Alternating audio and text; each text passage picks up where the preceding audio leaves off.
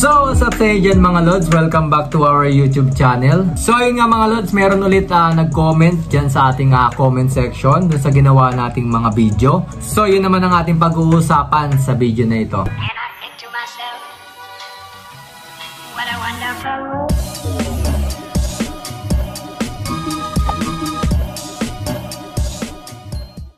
So, ito ay comment mula kay Binibining Gwyn 5676, no? So, sabi niya dito, Sensei, need ba talaga ang JLPT certificate kahit welder or painter lang ang a-applyan mo?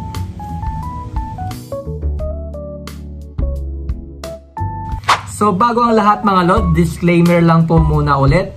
Ang sasabihin ko po dito at i-share ko sa inyo ay based lang sa aking kaalaman at experience nung ako'y nasa Japan.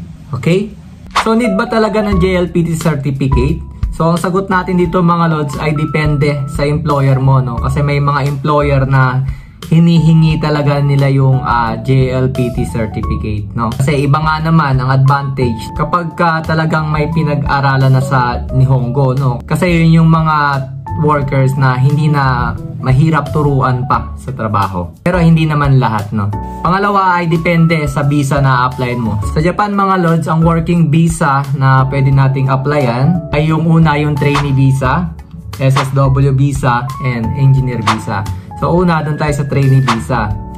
So sa training visa, pagka mag-a-apply ka, hindi naman talaga need ng JLPT certificate para magkaroon ka ng visa. Kaya nga, kagaya nga nung sabi ko kanina, depende sa employer kung i-required talaga nila. Kasi ang required lang talaga sa pagkakaroon o pag-a-apply ng trainee visa is yung makapag-aral ka ng basic Nihongo. Kasi meron yung required hours na pag-aaralan mo yung language na yon, saka mga Japanese culture. So meron lang kinakailangan na oras na nakapag-aral ka bago ka magkaroon ng trainee visa. So pangalawa naman mga Lods is yung tinatawag na SSW visa. So dito naman sa visa nito mga Lods, karamihan or kadalasan ng mga employer ay nire-required nila na meron kang JLPT certificate. Kasi nga mga Lods, sa visa na ito, iba ka na, meron ka ng skill. So ito yung uri ng visa. Kapag natapos mo yung trainee visa mo noon, ito yung kasunod na visa na posibleng magkaroon ka. So kaya karamihan ay nire-required nila ang pagkakaroon mo ng JLPT certificate. So saka kapag may JLPT certificate ka na, madali ka lang makahanap ng mga employer na ma-applyan mo. Sabi ko nga, hindi naman lahat ng employer ay hinahanapan talaga ng JLPT certificate. Advantage mo na lang kapag meron ka noon.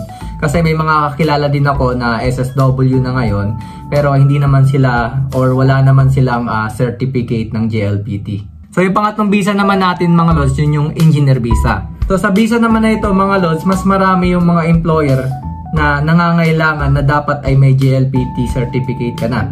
Mas marami kaysa dun sa visa na pinag-usapan natin kanina. So kasi ito, may profession kasi pagdating sa trabaho. Kaya kailangan may level ka sa Japanese language, no? Lalo yung pagdating sa mga technical terms sa trabaho, no? Kasi kailangan talagang magkakaintindihan kayo sa conversation, no, sa Nihongo. So yun lang mga Lods, no. Sana ay nasagot ko yung katanungan mo at sana may natutunan kayo sa video na ito. At kung bago ka lang Lods sa aking YouTube channel, ngayon ka lamang nakabisita sa aking YouTube channel, dito nag-share tayo ng mga knowledge natin regarding po sa Japan, no. At kung bago ka lang at gusto mo yung mga ganitong content natin, huwag mo kalimutan na mag-like at mag-subscribe ka na rin sa aking YouTube channel.